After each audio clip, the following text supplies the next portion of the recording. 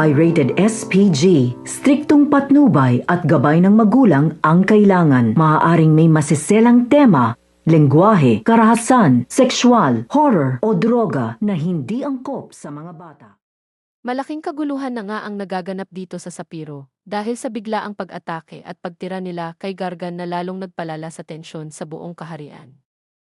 Sa gitna ng kaguluhan, makikita naman natin sina Sorpeya na muntik ng mapahamak, ngunit sa huli ay nailigtas dahil sa lakas ng kanilang pag-ibigan, isang patunay na kahit sa gitna ng dilim, may liwanag pa ring nangingibabaw. Samantala, hindi pa rin natatapos ang matinding labanan ni Tera at Mitena.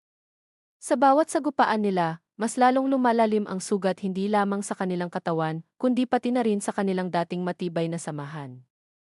Tuluyan nang naglaho ang kanilang pagkakaibigan, at para kay Tera, tila wala ng pag-asa pang magbago si Mitena. Sa bawat salitang binibitawan at bawat galaw sa laban, ramdam ang galit, sakit at pagkadismaya.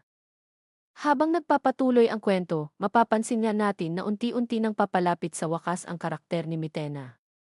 Maraming katanungan ang bumabalot, ito na nga ba ang kanyang katapusan, o may nakatagong dahilan pa sa likod ng kanyang mga desisyon?